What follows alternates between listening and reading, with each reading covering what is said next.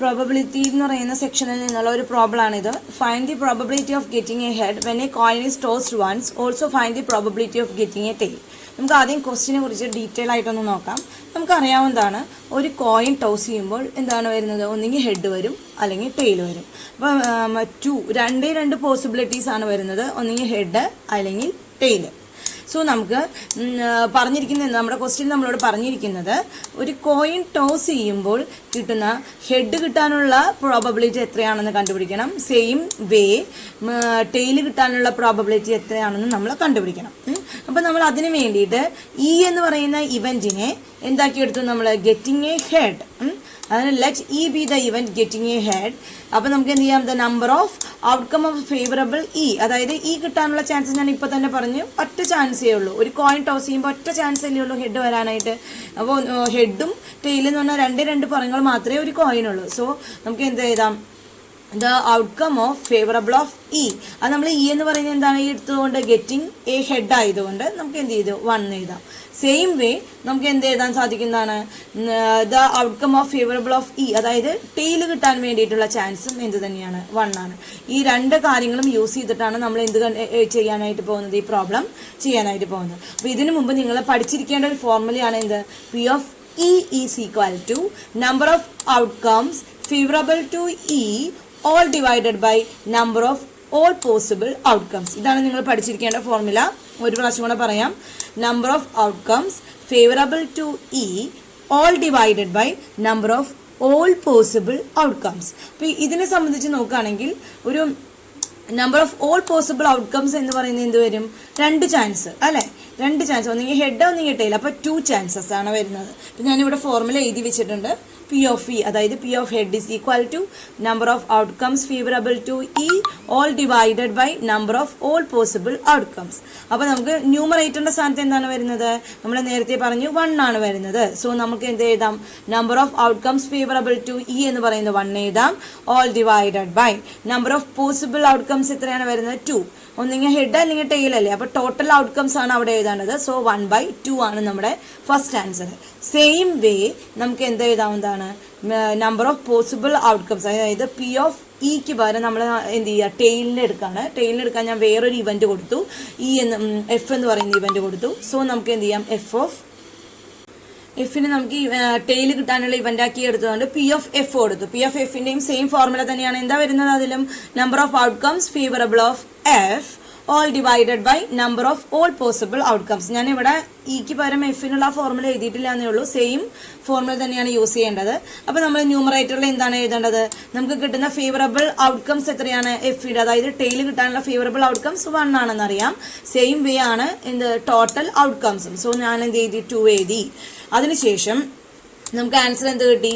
P of F, അതായത് P of tail കിട്ടാനുള്ള നമ്മുടെ ആൻസർ എത്രയാണ്? 1/2 ആണ്. അപ്പോൾ പി ഓഫ് ഹെഡിനും പി ഓഫ് ടെയിലിനും സെയിം ആൻസർ ആണ് 1/2. ക്ലിയർ ആയി കാണുമല്ലോ? അങ്ങനെയാണെങ്കിൽ നമുക്ക് നെക്സ്റ്റ് പ്രോബ്ലത്തിലോട്ട് പോവാം.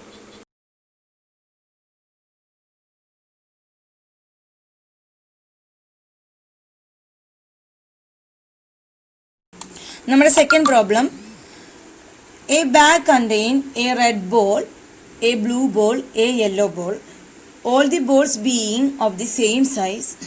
Kritika takes out a ball from a bag without looking into it. What is the probability that she takes out the first one എന്താ കണ്ടുപിടിക്കേണ്ടത്? A yellow ball, second one red ball and the third one is blue ball. അതായത് ഒരു ബാഗിൽ ഒരു red ball ഉണ്ട്, ഒരു blue ball ഉണ്ട്, ഒരു യെല്ലോ ബോൾ ഉണ്ട്. നമ്മൾ നോക്കണം എത്ര എണ്ണം വീതം ഉണ്ടുള്ളത് നോക്കണം നമുക്ക് പ്രോബബിലിറ്റിയിൽ. അത് മെയിൻ ആണ്, നമ്പേഴ്സ് നമ്മൾ നോക്കണം. ഇനി നമ്മളോട് പറഞ്ഞിരിക്കുന്നത് എന്താണ്? What is the probability that she takes out the yellow ball. Yellow ball എടുക്കാനുള്ള ചാൻസസ് എത്രയാണ്? അതുപോലെ തന്നെ ബ്ലൂ ബോൾ എടുക്കാനുള്ള ചാൻസ് എത്രയാണ്? അതുപോലെ റെഡ് ബോൾ എടുക്കാനുള്ള ചാൻസസ് എത്രയാണ്? അപ്പോൾ ആദ്യം നമ്മൾ ഇതിൽ മനസ്സിലാക്കേണ്ടത് എന്ത് മാത്രമാണ്? ആകെ കൂടെ അതിൽ 3 ബോൾസേ ഉള്ളൂ. ഒരു യെല്ലോ ബോൾ, ഒരു റെഡ് ബോൾ, പിന്നെ വരുന്നത് എന്താണ്? Blue ball. ഇതിനനുസരിച്ച് വേണം നമ്മൾ പ്രോബ്ലത്തിൻ്റെ സൊല്യൂഷൻ കണ്ടുപിടിക്കാനായിട്ട്. സോ നമുക്ക് പ്രോബ്ലത്തിൻ്റെ സൊല്യൂഷനിലോട്ട് പോവാം. First one, Krithika takes out a ball from the bag without looking into it. അതായത് ഇന്ന ബോളാണ് അല്ലെങ്കിൽ ഇന്ന കളറാണെന്ന് നോക്കിയിട്ടല്ല എന്ത് ചെയ്യുന്നത്, കൃതിക അതിൽ നിന്ന് ബോൾ എടുക്കുന്നത്. അതിന് നമ്മൾ എന്ത് പറയുന്നതാണ്, ഇക്വലി ലൈക്ലി ആയിട്ടുള്ള ഒരു പ്രോബബിലിറ്റി ആണ്. ഏത് തന്നെ, അതായത് 3 ബോളുകൾ ഉണ്ട്, 3 ബോളുകളിൽ ഏത് ബോൾ വേണമെങ്കിലും വരാം. ഒന്നുകിൽ യെല്ലോ വരാം, അല്ലെങ്കിൽ റെഡ് വരാം, അല്ലെങ്കിൽ ബ്ലൂ വരാം.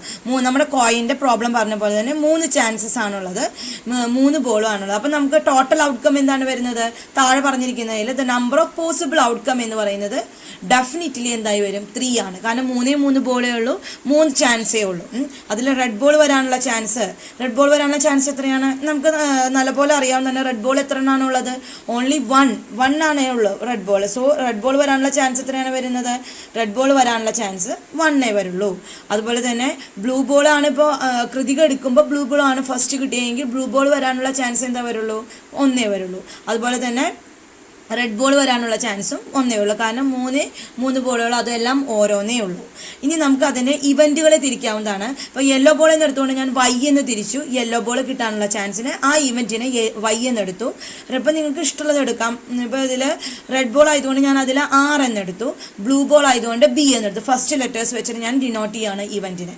ഇനി നമുക്ക് നമ്മുടെ പ്രോബ്ലത്തിൽ നമുക്കറിയാവുന്നതാണ്, അതിൻ്റെ ഫോർമുല നമുക്കറിയാവുന്നതാണ് ആണല്ലോ.